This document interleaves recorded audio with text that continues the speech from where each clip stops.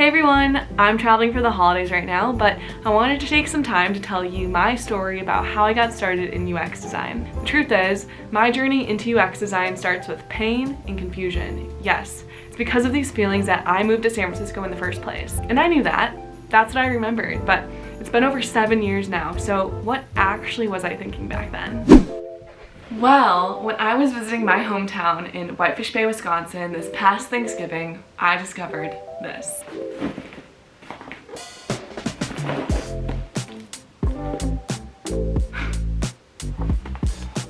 Yes, this is a journal, a Harry Potter journal, and it comes with a light. Definitely broken. Anyway, apparently I used to journal kind of a lot, which is amazing, and I'm so glad I did.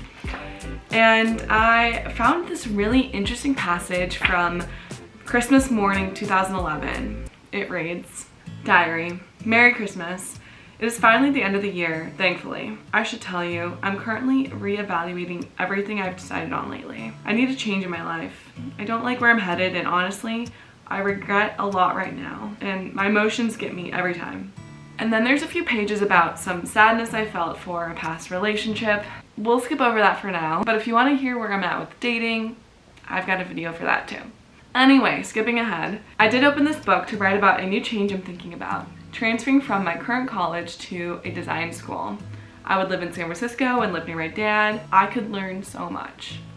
And then there's a pros and cons list. Pros, art-forward education, big change that I need, become more cultured, chance to be/do something great, and live in California, live in the city. Cons, miss my friends and family, miss my teammates, the current college is cheaper, comfort of knowing what's going on around me. Pros seem to outweigh the cons. By the way, lists are magical. I still make them all the time. So what happened? I applied to design school and I got in. I took that risk of not knowing what's going on around me and I moved to San Francisco. Yes! I studied graphic design. I discovered UX design in the graphic design program at my college. I created my first portfolio. I showed up to my college's annual career fair. I showed my work at that career fair. I got my first UX design internship because of that career fair. And just like that, that's how I became a product designer. All because I was feeling miserable and I decided that I needed to try something else. So maybe you're thinking about getting started in UX design. Well, the way I see it, you have a few options. Number 1, go to an art and design school and study design. Of course, this is my path, so I'm going to be biased, but this really worked for me and it was life-changing. Looking back, I know how long it can really take to learn the craft of design. And a 2 to 4 year program is a good amount of time to practice through repetition and also be surrounded by so many other people who are supporting you in this journey. Some college majors that I'm aware of that you could look into are UX design, interaction design, or human-computer interaction, which is also known as HCI. A quick reminder that job titles are confusing and that the terms UX design and product design are pretty much used interchangeably. In the San Francisco Bay Area, we typically use the term product design to describe what may be traditionally known as UX design. Anyway, I personally got into product design through studying graphic design. I learned that there's a lot of similarities in the general design process that translated well. I also know a good amount of people who got into UX from the industrial design path. If you have any questions at all about any of this, feel free to leave me a comment and I'll do my best to get back to you. Number 2, take online courses or boot camps. With each year, there becomes more and more opportunities to learn UX design online through guided learning. I'm not going to go into too much detail about boot camps because I've already made a video about that. But my 2 cents is that there's sort of this false expectation in regards to how much time it will take for you to learn before you can get your first job. Without a background in design, learning the craft in this way can still sometimes take 2 years or more before you can land your first job. I'll include a link to my video about boot camps in the description if you want to go and check it out.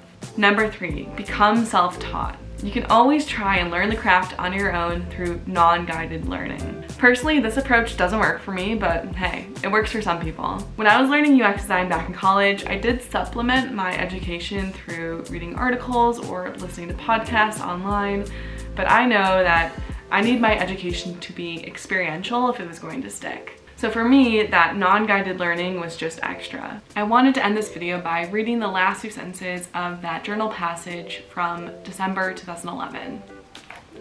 It reads, "I'm sorry for the past 2 years, there have been a lot of sad entries. I hope that when I move, the rest of this book will be filled with happiness. Love, Alexa." The rest of this book, it's empty. I haven't written in here since December 2011. A lot has happened in the last 7 years, and honestly, life in San Francisco has not always been happy or easy. But I am so glad to be able to report back and say that I'm doing so well. I'm so proud of myself for being able to realize that I needed to try something else, and I did something about it. Today I've learned that it's not about being happy all the time. It's about practicing happy. That's what it's about. It was because I felt that pain that I discovered UX design. And it's because I leaned into that confusion that now I can be here for you as you figure it out too. What's up everyone? I'm Alexa. If you made it to the end of this video, that is super cool. Thanks for checking it out, and I hope it was helpful. If you don't know me, I make videos about product design, careers in tech, and life. If you're not a subscriber yet, well, I'd love for you to be one.